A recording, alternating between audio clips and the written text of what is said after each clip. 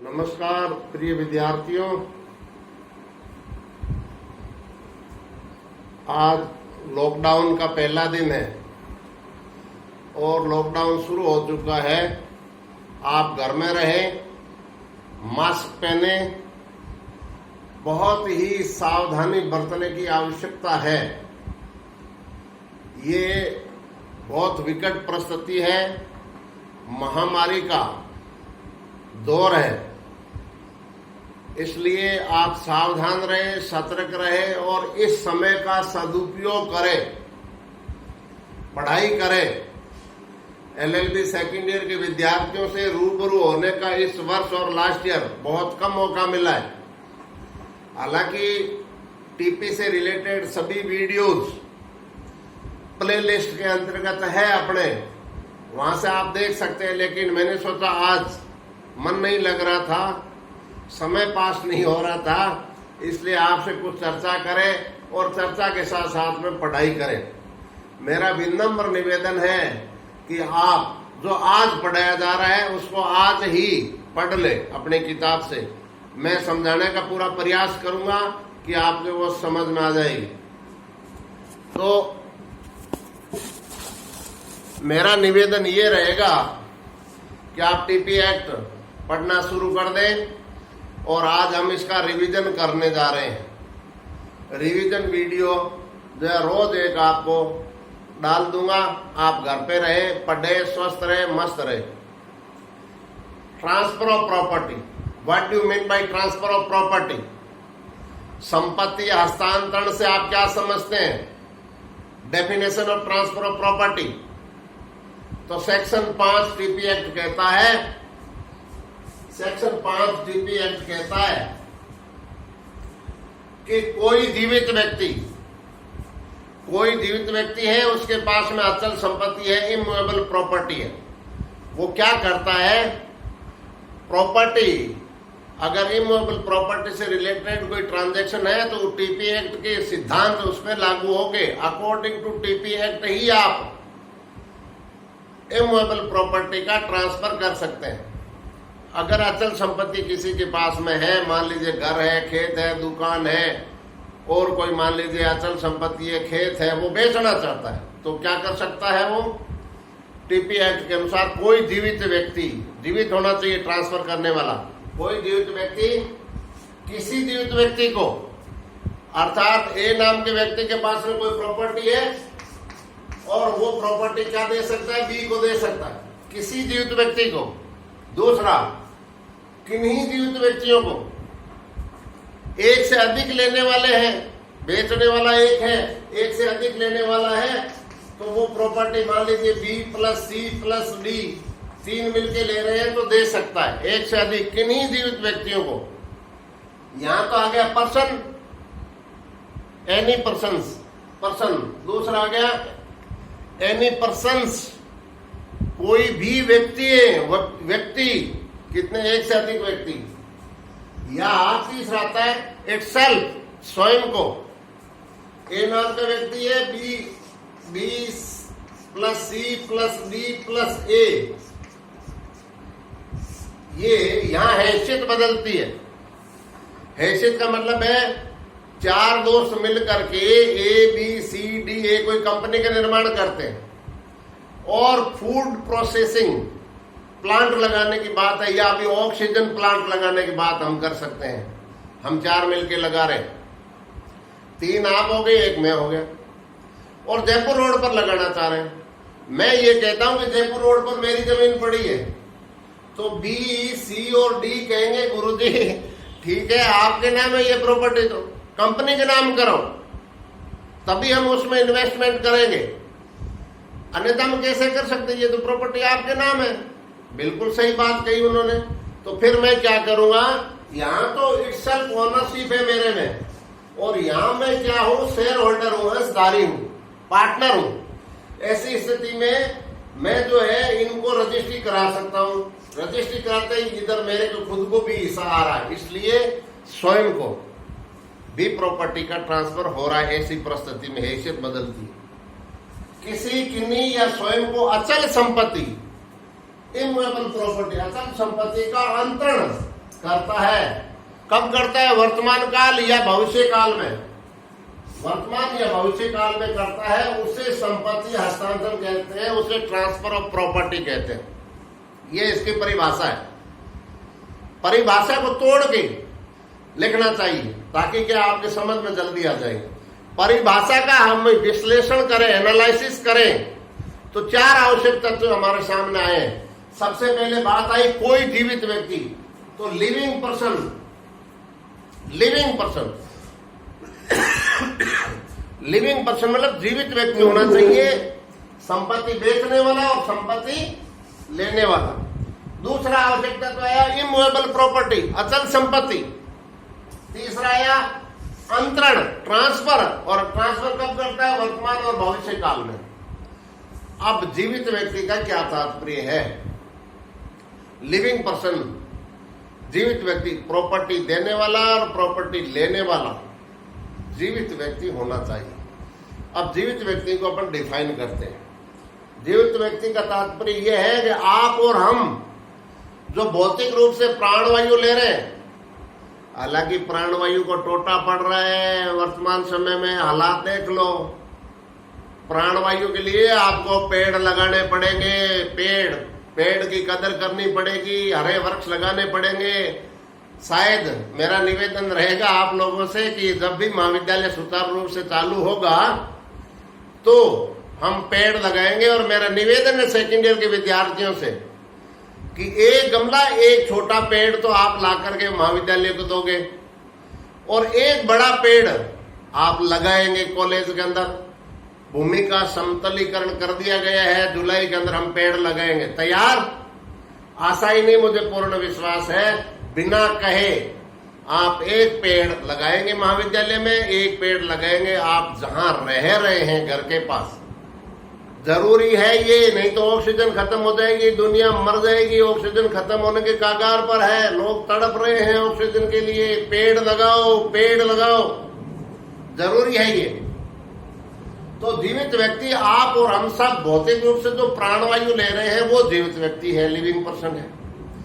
प्रश्न उठता है क्या सभी जो भौतिक रूप से प्राणवायु ले रहे हैं वो जीवित व्यक्ति है? नहीं, उत्तर है नहीं।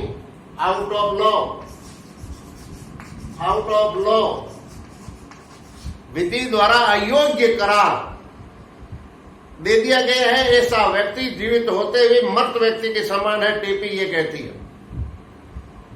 जैसे टेररिस्ट है या बोली लगाने वाली संस्था स्वयं बोली में भाग नहीं ले सकती, या कोर्ट किसी प्रॉपर्टी का ऑक्शन कर रहा है तो कोर्ट के ऑफिसर है तो जीवित, लेकिन वो उसमें भाग नहीं ले सकते क्योंकि प्रोसीडिंग्स, कार्रवाई जो है बाइस्ड हो जाएगी, पक्षपात पूर्ण हो जाएगी। इसलिए जीवित होते हुए भी व्यक्ति उस व्यवहार में, उस ट्रांजैक्शन में भाग नहीं ले सकते। फिर और कौन जीवित व्यक्ति है? अब आता है कंपनी, निकाय, निगम, बोर्ड, संस्थाएं।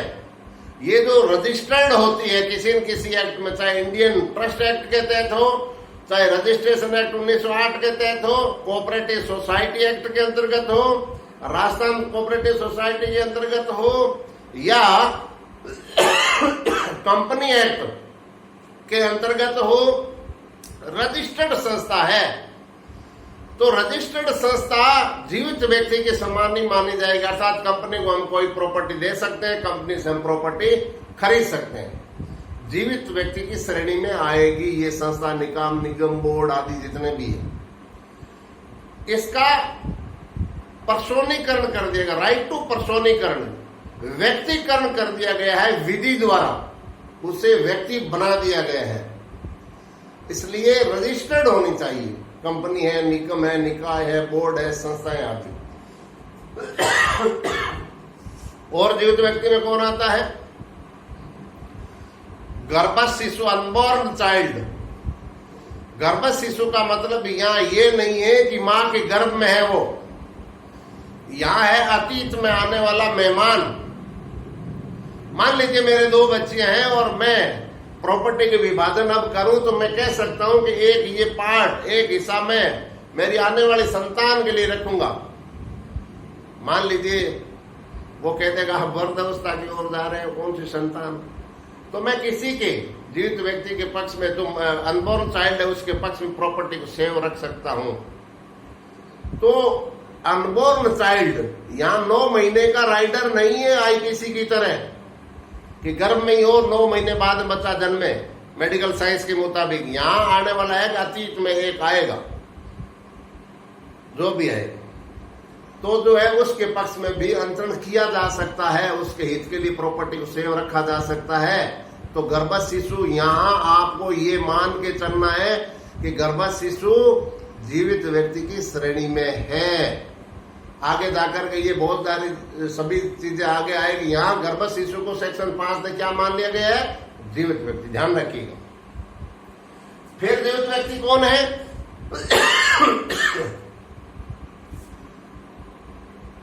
क्या ये मंदिर, मस्जिद ये जीवित व्यक्ति की श्रेणी में है? तो कुछ एक हाईकोर्ट कह रही है कि मंदिर की मूर्ति के प्राण प्रतिष्ठा कर देती है, करते हैं वैदिक रीति रिवाज से, तो उसे जीवित माना जाना चाहिए। कुछ है कह रहे हैं नहीं नहीं नहीं। तो आप अपने उत्तर में लिखोगे कि मूर्ति और मस्जिद जीवित व्यक्ति की तारीफ में नहीं हो सकते। विवाद की स्थिति में हम उसे कोर्ट में प्रति परीक्षा नहीं कर सकते, जिरह नहीं कर सकते हम।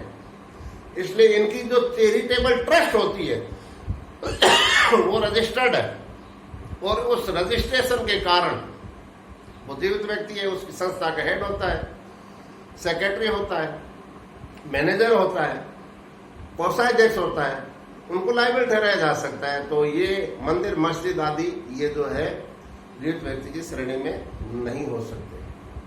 तो ये बात जीवित व्यक्ति। दूसरा है अचल संपत्ति। अचल संपत्ति की परिभाषा सेक्शन 3 टीपी एक्ट में दी गई है, जो नकारात्मक है, नेगेटिव है। क्या लिखा है? सूखे हुए पेड़ और घास अचल संपत्ति नहीं है। Standing timbers and grass are not a movable property. जब कोई एक्ट नकारात्मक परिभाषा देता है तो हम स्वयं पर यह दायित्व आ जाता है कि इसकी परिभाषा ढूंढे। तो कहां ढूंढेगा? रजिस्ट्रेशन एक्ट 1908 में एक कैटलॉग बना हुआ, सूची बनी हुई, इंडेक्स बना हुआ है। जैसे ही आप जाओगे रजिस्ट्री कराने के रजिस्ट्रार ऑफिस में, अचल संपत्ति की सूची में वो है या नहीं, वो भी सेक्शन 3 में भी है। इसी प्रकार से जनरल क्लोजेज एक्ट, जो सामान्य खंड अधिनियम होता है जिला हेडक्वार्टर पर रजिस्ट्रार कार्यालय में, अपनी लाइब्रेरी में भी है 1967 का, तो उसमें भी अचल संपत्ति की परिभाषा दी हुई। जिस प्रकार से पूरी बॉडी की परिभाषा मेडिकल डिक्शनरी में होती है, ठीक वैसे ही जनरल क्लोजेज एक्ट में भी परिभाषा शब्दों की दी हुई है कि अचल संपत्ति से क्या तात्पर्य। तो इन मिली जुली तीनों की परिभाषा ये हुई कि अर्थ कनेक्टेड, भूमि और भूमि से जुड़ी हुई चीजें अचल संपत्ति है। जैसे ये मकान है, जुड़ा हुआ है, धसा हुआ नहीं होना चाहिए, ऊपर से गिरा 10 फुट अंदर चला गया तो वो अचल संपत्ति नहीं है। भूमि और भूमि से जुड़ी हुई जो भी चीजें हैं वो अचल संपत्ति है। इसके अतिरिक्त बंबई राज्य शांतिबाई वर्सेस बंबई राज्य केस में इसकी विस्तार से चर्चा की गई है, वो आपको पढ़ना है। शांतिबाई वर्सेस बंबई राज्य का केस है, जो माइलस्टोन केस है, लीडिंग केस है, उसको आपको पढ़ना है विस्तार से। अचल संपत्ति के उदाहरण उसमें दिए गए। उसमें कहा गया है हरे पेड़ जो लंबे समय तक छाया देते हैं, फल देते हैं, या छाया देते हैं या फलदार होते हैं, वो अचल संपत्ति है कि तारीख में रखा गया। उसको काटना गुनाह है, कानून कभी भी बन गया, लेकिन लोग पेड़ काट रहे हैं। आप जहां भी रहते हो पेड़ काटने का विरोध करो। अगर कोई पेड़ काट रहा है, छायादार है, फलदार है, हरा है, खेजड़ी के वृक्ष है, जीवनदायिनी है ये राजस्थान के लिए। कीकर है वो एक अलग बात। हमने कीकर कॉलेज में काटे, आप उसमें पेड़ लगाएंगे अच्छे अच्छे, जब आप पधारेंगे हम आपका स्वागत करेंगे, वेलकम। तो अचल संपत्ति जो खुद भूमि है या भूमि से जुड़ी हुई है, अरे पेड़ भी शांतिबाई वर्सेस बंबई राज्यवाड़े में कह दिया समुद्र के तट जो बीच जो कोस्टल एरिया होता है जहां समुद्र का पानी आता जाता रहता है, बीचेज, ये सारी अचल संपत्ति है। और तालाब है, जोड़ बीड़ है, उसके अगोर है, ये बहुत सारे, उसमें बहुत सारे उदाहरण दिए हुए हैं, तो आपको वो पढ़ना है। तो इसे अचल संपत्ति कहते हैं, अर्थात जिसका एक स्थान से दूसरे स्थान पर हम ले जा नहीं सकते, जिसकी चोरी संभव नहीं है, वो अचल संपत्ति। जैसे खदान है, खदान को हम उठा के नहीं ला सकते, खदान में से रॉ मटेरियल जैसे ही हम निकालेंगे उसको हम गति दे देंगे तो वो चल संपत्ति हो जाएगी, मूवेबल हो जाएगी। खदान खुद स्वयं खान है, वो अचल संपत्ति। जैसे कोलार की खानों में सोना उपजता है तो अपन नहीं ला सकते, यहाँ पर उसमें से निकाल के रॉ मटेरियल ला सकते। फिर आता है अंतरण, ट्रांसफर। ट्रांसफर का क्या मतलब है? दो चीजें होती है, एक होता है टाइटल, एक होती है ओनरशिप, स्वत्व और स्वामित्व। ये जो मकान है, ये मकान का मालिक कौन है? अगर मेरे नाम से दर्ज है सरकारी रिकॉर्ड में तो स्वत्व स्वामित्व हुआ। और ये प्रॉपर्टी किस नाम से जानी जाती है? कला पेट्रोल पंप के पीछे डॉक्टर भगवान राम बिश्नोई का मकान है, लोग जानते हैं। तो टाइटल क्या हुआ कि टाइटल जो है वो व्यक्ति के साथ में उस विषय वस्तु के संबंध को दर्शाता है, उसे टाइटल कहते हैं। जैसे हीरालाल मॉल, बहुत सारी दुकान है, टाइटल क्या हुआ? हीरालाल मॉल। उसमें 248 नंबर दुकान किसके? सोनलाल की, तो सोनलाल में स्वामित्व है, स्वत्व है और स्वामित्व है। जब मेरे में है स्थापित, जब मैं दूसरे व्यक्ति को बेच देता हूं सेल डीड के द्वारा, तो मेरा नाम हट जाएगा, वहां से प्रतिस्थापित हो जाएगा, स्थापित हो जाएगा। इसे कहते हैं अंतरण। स्वत्व और स्वामित्व जब किसी एक व्यक्ति में नहीं था, और जब वह स्वत्व और स्वामित्व जब किसी दूसरे व्यक्ति में कर सेल डीड के द्वारा, गिफ्ट डीड के द्वारा, कैसे ही अगर आप स्थापित कर देते हैं, उसे अंतरण कहते हैं। ऐसा अंतरण कब होना चाहिए? वर्तमान काल या भविष्य काल। या तो आप वर्तमान में आप किसी को रजिस्ट्री करवा रहे हैं, सेल डीड कर रहे हैं, गिफ्ट डीड कर रहे हैं, या भविष्यकालीन। भविष्यकालीन का मतलब है आने वाली पीढ़ी के लिए कि आप सेव कर रहे हैं, जिसको हम डिटेल में आगे जाकर के पढ़ेंगे। तो प्रिय विद्यार्थियों, ये चार इसके आवश्यक तत्व है: living person, immovable property, transfer और प्रेजेंट काल और फ्यूचर टाइम में अगर आप अंतरण कर रहे हैं। तो ये है संपत्ति हस्तांतरण से आप क्या समझते हैं, आवश्यक तत्वों सहित व्याख्या करो। तो हस्तांतरण ये सेक्शन 5 परिभाषा है, आवश्यक तत्व इनको आपको डिटेल में लिखना है। रोज घर पे पढ़िए, कुछ न कुछ सकारात्मक करिए। सब्जेक्ट बहुत है, बहुत अच्छा टाइम दिया है भगवान ने आपको पढ़ने के लिए। नेगेटिव ऊर्जा बाहर चल रही है, ज्यादा टीवी वगैरह नहीं देखना है, न सोशल मीडिया को भी देखना है, सोशल दिमाग खराब होता है, नेगेटिव एनर्जी अंदर प्रवेश कर जाती है, नहीं करना है, इसको निकालो नेगेटिव एनर्जी को, पॉजिटिव अंदर डालो। पॉजिटिव कैसे आएगी?